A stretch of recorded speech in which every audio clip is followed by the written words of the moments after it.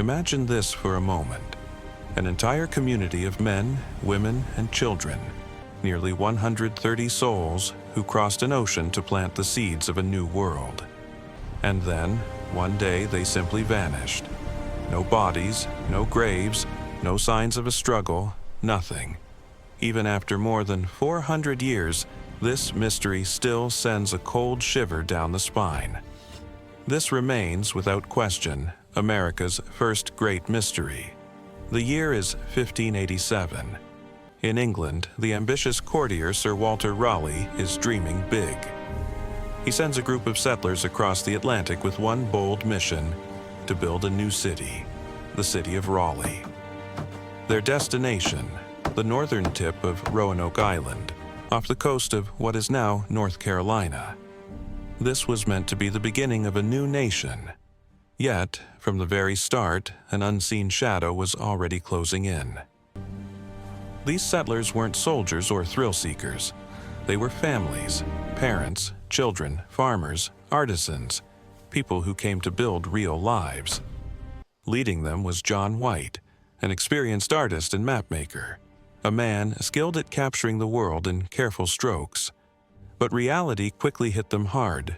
Their supplies were running out. Relations with the local tribes were breaking down. Survival was becoming a daily battle. It was obvious. Unless they received new supplies soon, the colony would collapse. And so, in August 1587, John White made the most painful decision of his life. He would return to England to gather help. Goodbye, my family. He left behind his family, I must go. his friends, and the fragile dream of an English presence in the New World. He promised he'd return in the spring, but fate had other plans. The moment he reached England, the country was thrown into crisis. The Spanish Armada was preparing to attack. Every ship, every sailor, every resource was redirected toward war. White's return was delayed, one spring, then another, then a third. 3 long, agonizing years.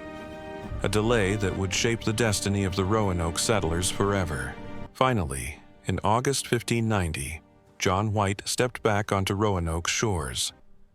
The moment he arrived, he felt it, an unsettling stillness. The protective wooden palisade was dismantled. The houses were gone.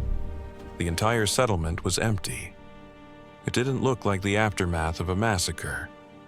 It looked like a place that had been carefully, deliberately abandoned. But the most chilling part, there were no bodies, no graves, no signs of violence. And then White found the first clue. 3 letters carved into a tree, CRO. Further inside the abandoned fort, carved into a wooden post, he saw the full word, Croatoan. Before leaving, White had given the settlers one clear instruction. If they were forced to leave under attack, they must carve a Maltese cross near the message. He searched everywhere, on trees, walls, sand. But he didn't find any cross. And that missing cross gave him one fragile hope. Maybe they weren't attacked. Maybe they moved peacefully. Maybe they were still alive. So, what really happened to the lost colony? Even today, historians and archaeologists struggle with this question. The evidence is sparse, and what little we have is maddeningly unclear. There are 3 main theories. 1. Assimilation. The most hopeful theory. Starving and cut off from England, the colonists may have split into smaller groups and joined friendly tribes such as the Croatoan or the Chesapeake. Some native oral histories support this idea. 2. Attack or massacre. Some historians believe the settlers were attacked, either by hostile tribes or possibly by Spanish forces. But the missing Maltese cross weakens this theory. 3. Environmental disaster. Recent scientific data shows that the 1580s brought one of the worst droughts North America had seen in 800 years. Crops failed. Water dried up. It's possible the settlers simply succumbed to starvation, disease, and desperation.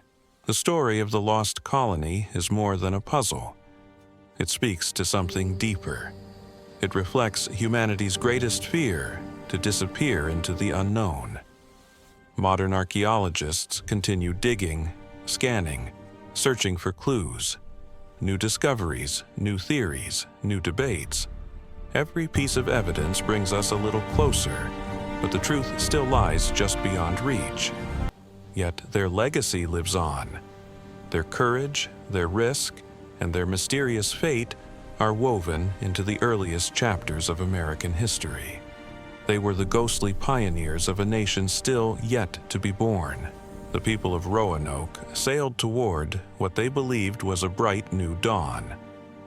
But their final trace, a single word, Croatoan, is all that remains, etched forever into American folklore.